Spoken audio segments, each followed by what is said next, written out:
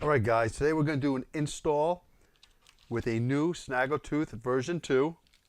We're going to do an install on a XL Vaquero serrated. This install is pretty typical of most knives. The only difference is Cold Steel does have a slot in their thumb stud. Some knives do not. Um, so that's when it becomes a little difficult to do all the different installs on different knives. So let's go over what's in the kit. So let's start off with our latest Snaggletooth, which is the version 2. It has a much more pronounced hook, unlike our previous version, which this allows for easier deployment. I guess it's more foolproof, less practicing, so our customers are loving it so far. So what else comes in the kit is your Snaggletooth, a piece of tubing to aid in removal and installation of your thumb stud. Not all thumb studs, mostly Cold Steel, because seem to be the more difficult ones. We have our updated thumb stud. We used to just use a hex standoff. Now I'm actually having a screw shop make these for me. They are 6061 aluminum. They are a little bit beefier than standard Cold Steel thumb studs, and I did that purposely because on some of these bigger knives, the thumb stud is a little small, especially on like the American Lawman, the smaller Voyagers, the Recon 1. One side is very shallow, so I wanted to give it a little more substance. And then we updated our hardware kit, which we did a while back, but we added some extra stuff. So you have a 1/16 Allen key. You have a T6 wrench. You have a T10 wrench. And then we have a washer. Now the washer, I personally do not use the washer. I prefer the look of the install without the washer. It's not necessary. Some guys like it, so we include it. It's definitely optional. I've never had a knife Snaggletooth come loose because of a lack of a washer. Then we have a 440 by 1/4 inch screw. This fits mostly Benchmade thumb studs. Then we have a 440 by 3/8, which fits our thumb stud. And it probably fits some other knife thumb studs as well. So that's what that one's for.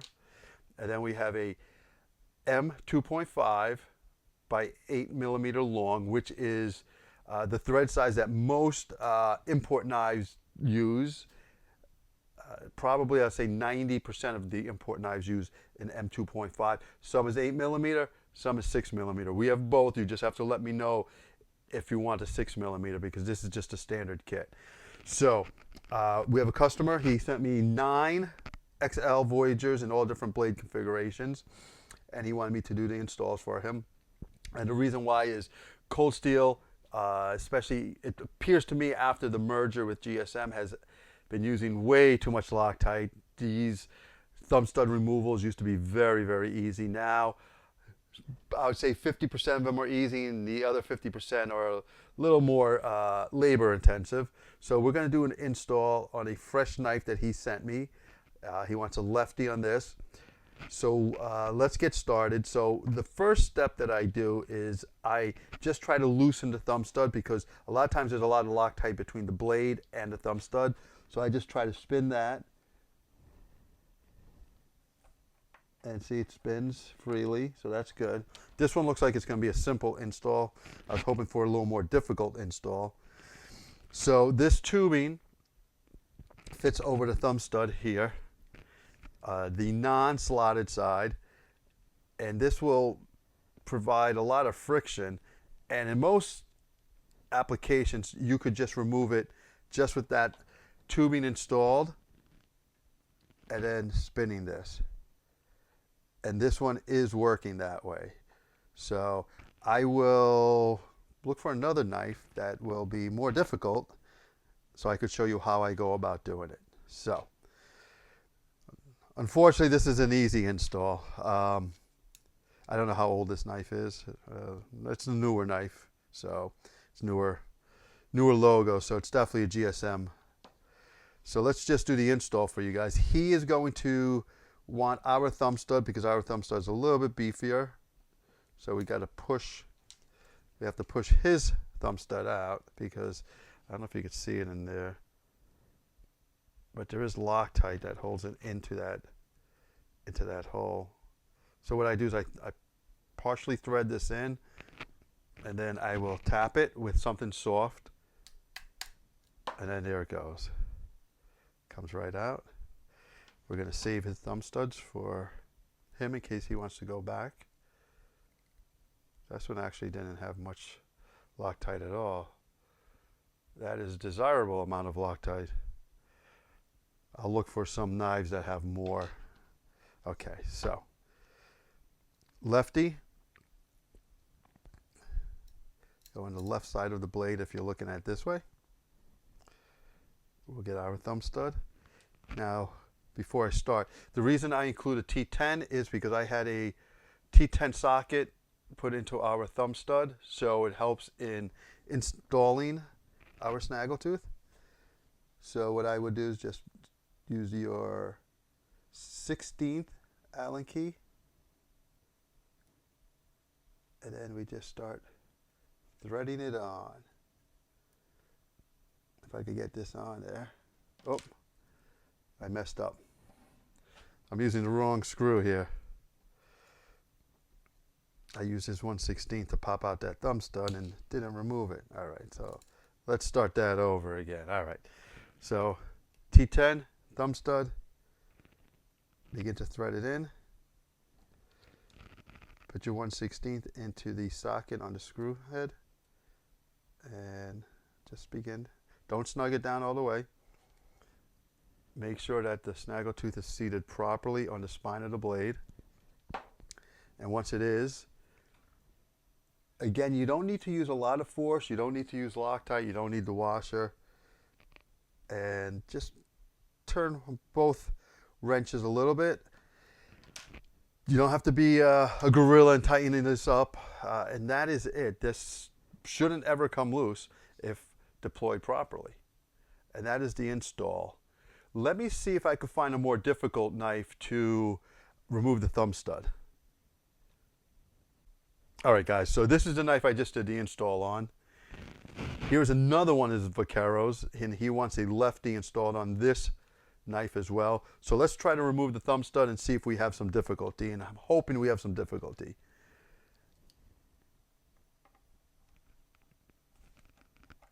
Unfortunately, I think this one's going to be an easy one. As you see, it's already unthreading. So this is not a good one to test. Let me go find another knife. All right, guys, I have a holdout in my collection here. I believe it's a new knife. Let's see if this thumb stud is a little bit more difficult to remove so I could show you what I do. So, all right.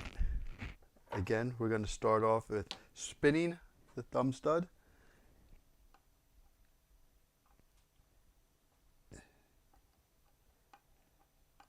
All right, so this one's just spinning, so that's good to know. All right, let's hope that this is a little more difficult of a removal so I can show you how I do it.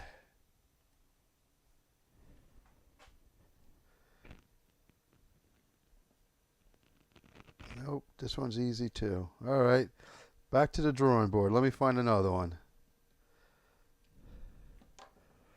The Loctite that's on between the blade and the thumb stud. Okay, so the next step is I use my tubing. So the tubing is tight. It's supposed to be. It's supposed to give it some friction to act almost like a socket. And so my first step is to test it to see if it removes with just that friction. And this one is not. It's just not enough. Not enough resistance. So you can put a vice grip on there, which is what we've been having to do lately, but this is a little bit long, so what I will do is I will trim this back a little bit. You could use a knife, you could use a scissor. This is just so you get your vice grip or whatever you're going to use. Now don't put out too much friction, too much pressure on here, because you can bite through the tubing. It's only nylon, and you could damage your thumb stud. So just, go easy, patience, a little bit at a time. So typically with just a little bit of pressure like that, usually it'll break. This one is not, so we're going to have to add a little bit more of pressure. So just a hair. I just did 3 in a row that all came off very easy, and this one's more difficult already. So, but again, patience.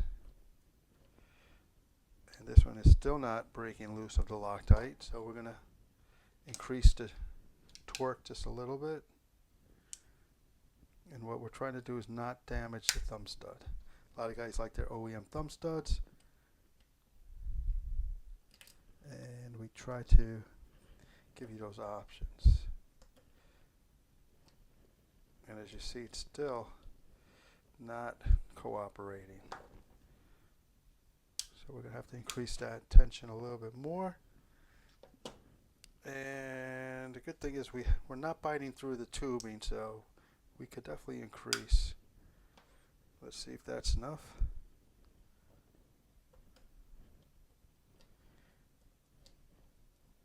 Well, this is a tough one. Like I said, I did just 3 in a row that were all very easy. So what I'm going to do is flip this around. This is a good way to do it, because the tubing will eventually get a little distorted. So let's put that on nice and all the way to the bottom.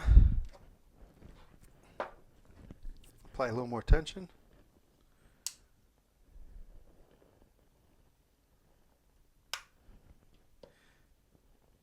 And let's see if this is the charm.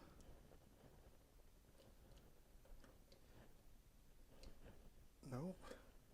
So what you could do in this situation is also try to tighten it a little bit. I mean, the main thing is to try to break that Loctite. Sometimes it just has a tremendous hold. I don't know why they use it. Loctite is more for vibration, but I guess people feel more secure using Loctite. I've never used Loctite on any installs. I've never had them come loose. So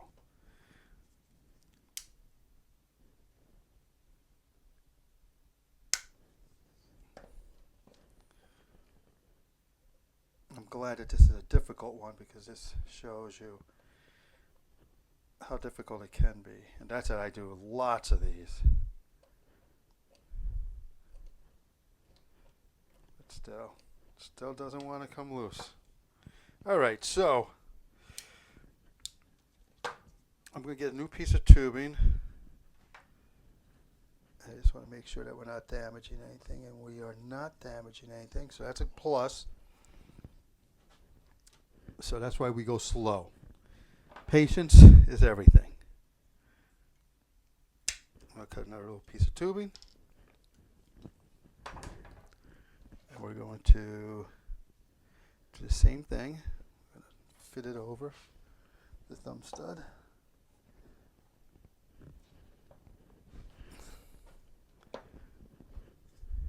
Always make sure you have tape so you don't scratch your blade. Let's move some of this stuff out of my way. And we're going to snug it up a little bit more, a little bit at a time.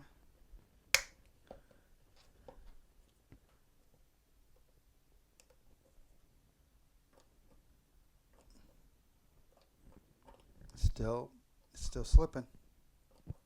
So this one is definitely proving to be very problematic. Like I said, it's a good thing so you can see on video what you're in store for potentially. Normally they're not this difficult, but this one is.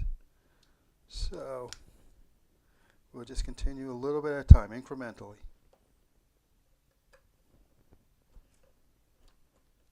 And it appears